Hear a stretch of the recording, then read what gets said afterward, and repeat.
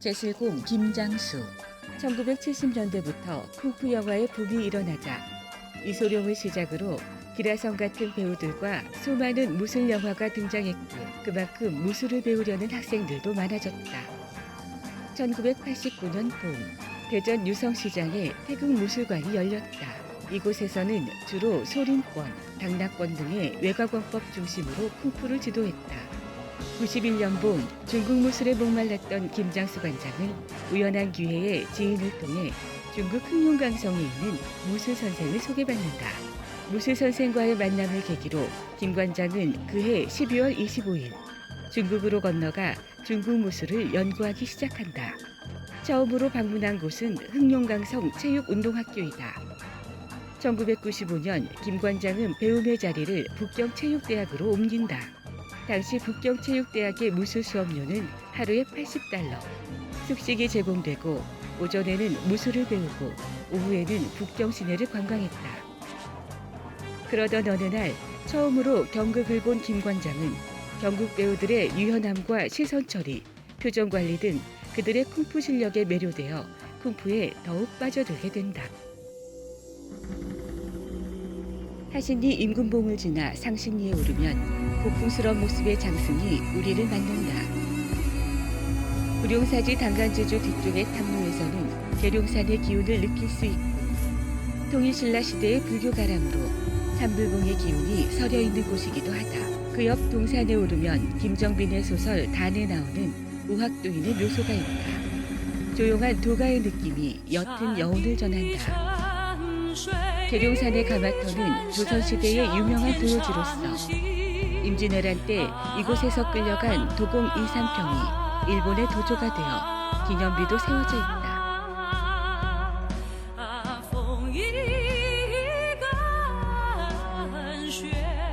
산 중턱쯤 오르자 소요곡으로 들어가는 돌길이 나오고 그 길을 오르니 태의궁 입구에 도착한다. 왠지 상서로운 기운이 감돈다.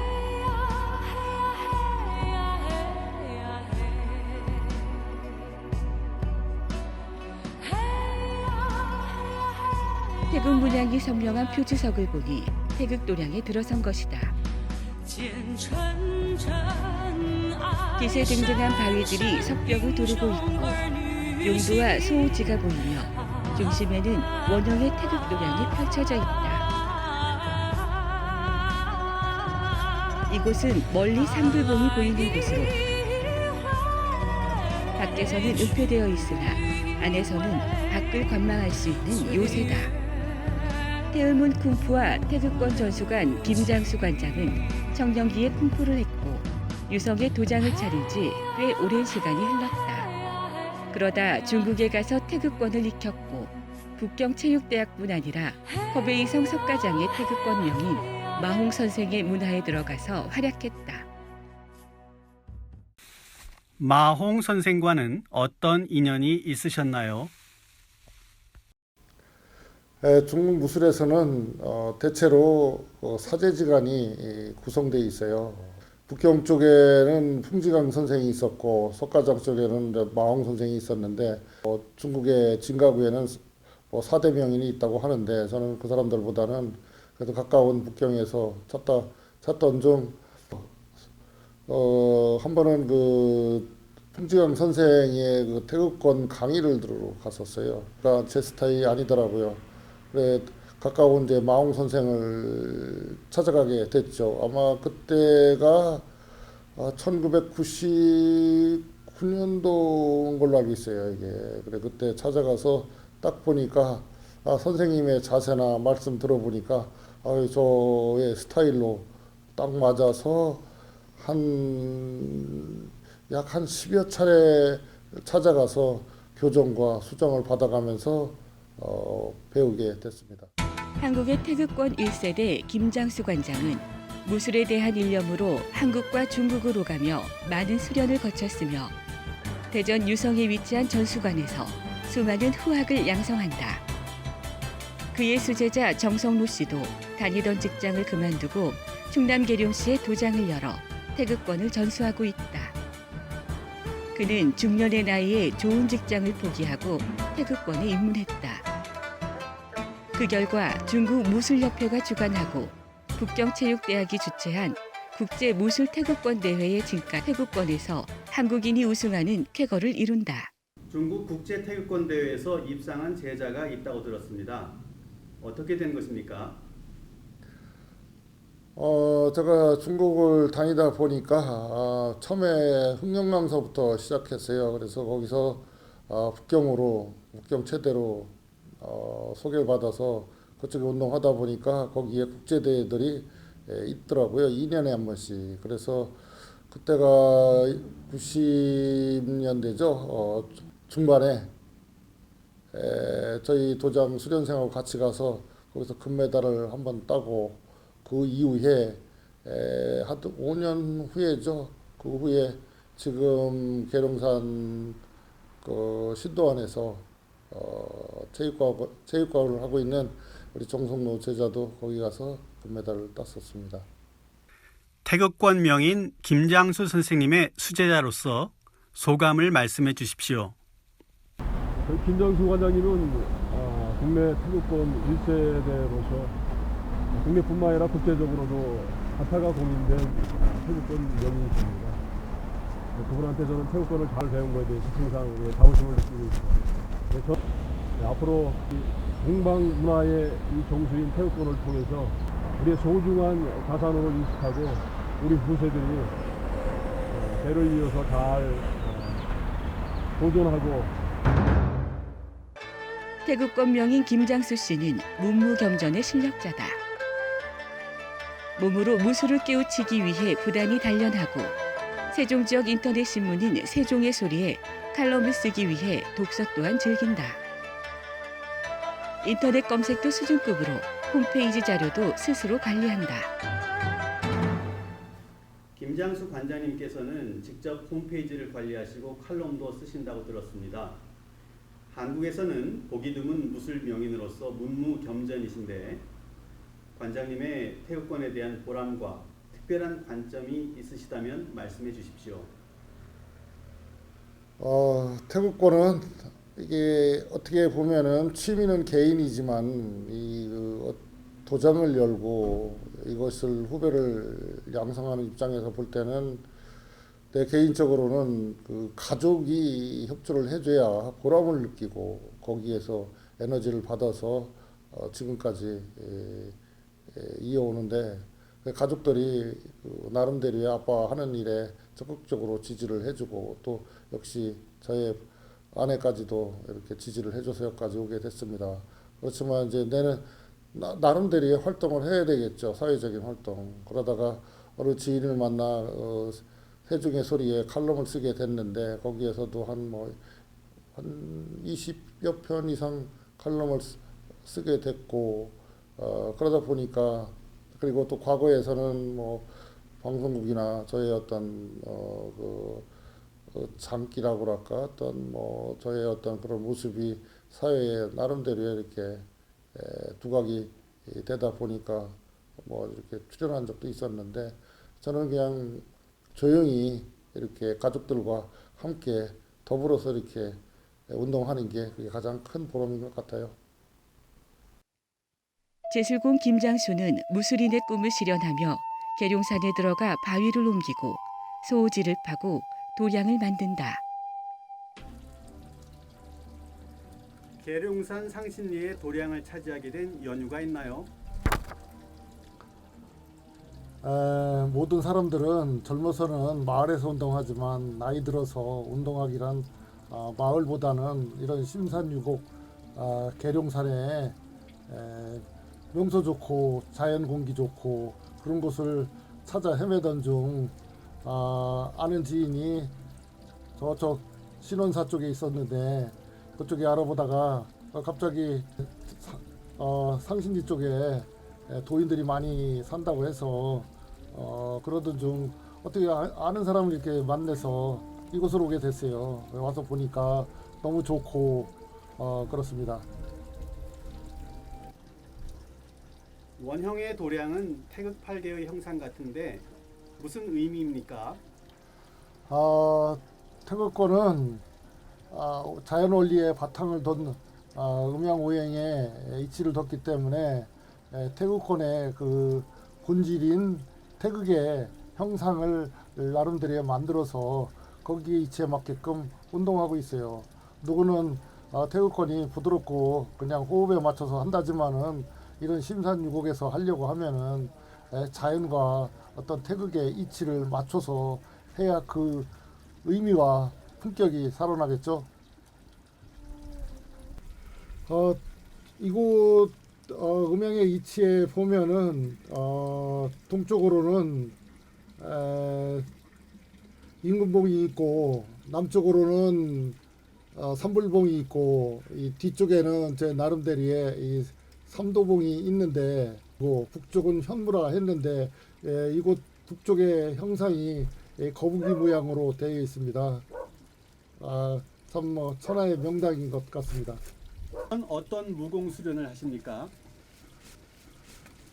중국무술은 외곽권과 내곽권으로 분리됩니다.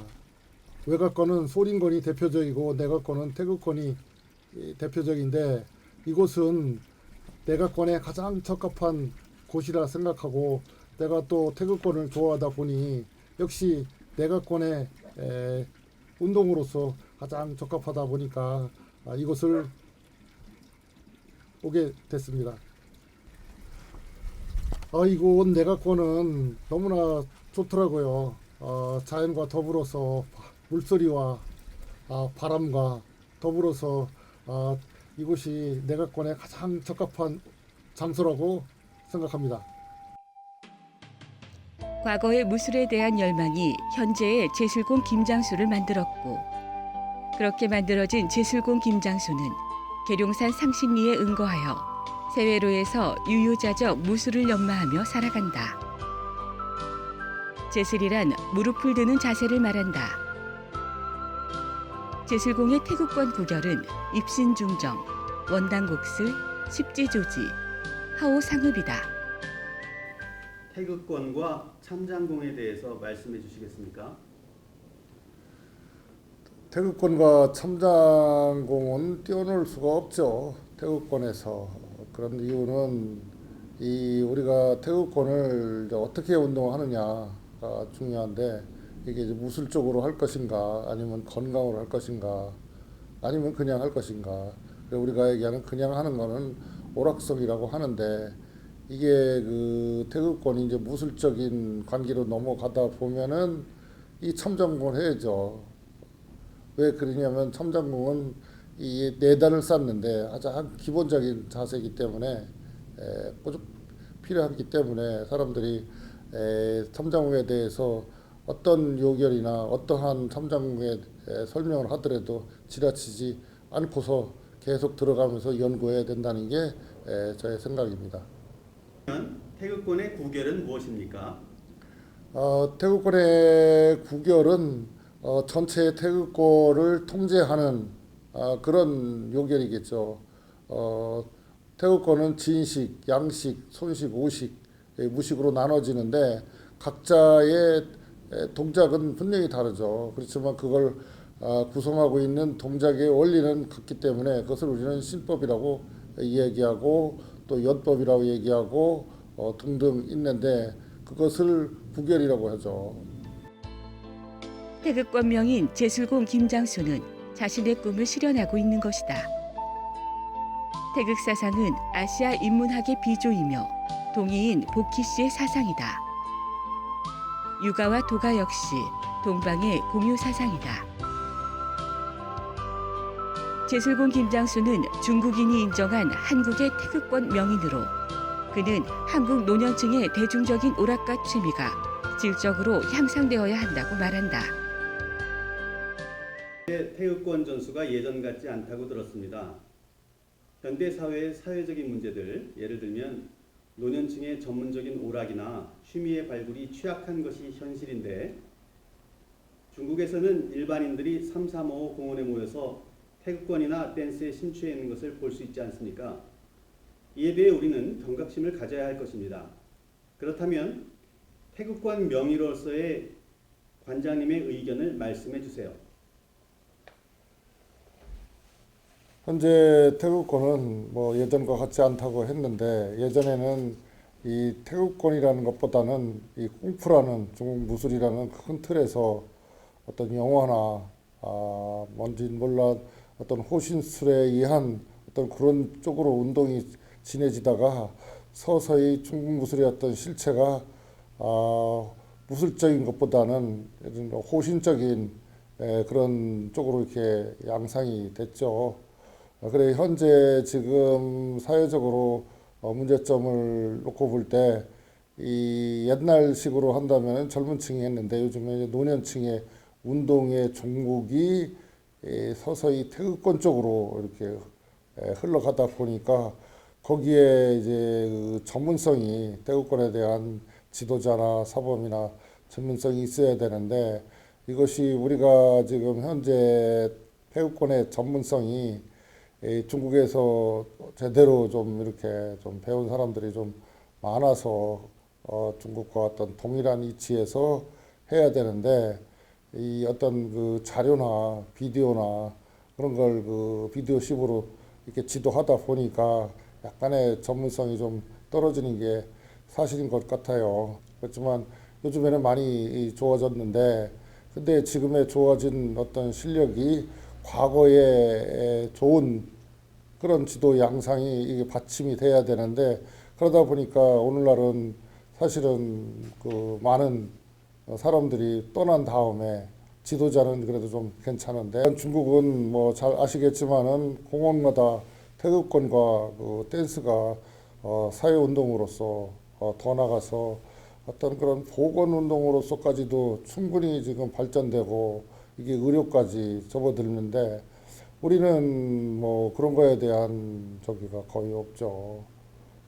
그리고 어떤 나름대로 어떤 이런 거에 대한 이제 문제 해결이 된다라면은 제가 볼 때는 개인적인 어떤 그런 실력 지도자들이 홍보하는 것보다는 요즘에 건강에 대한 각종 매스컴들이 웰빙이다, 뭐 산에 무슨 약초다, 어떤 리얼로 이게 실제 경험담을 소개하는데 이 태극권의 어떤 이런 좋은 운동이 그런 바탕 없이 그저 그냥 취미 활동으로만 활용하다 보니까 안 되는데 이런 매스컴을 통해서 태극권에 대한 어떤 실체를 건강 사례를 좀 나와야 이게 어떤 문제 해결이 되지 않을까 이렇게 생각이 듭니다.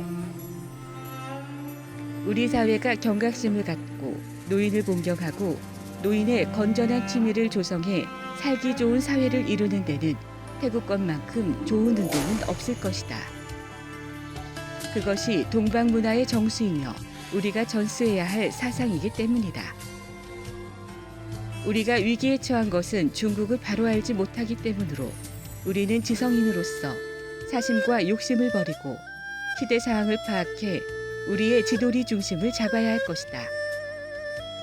그것이야말로 태극사상의 위대한 정신인 것이다.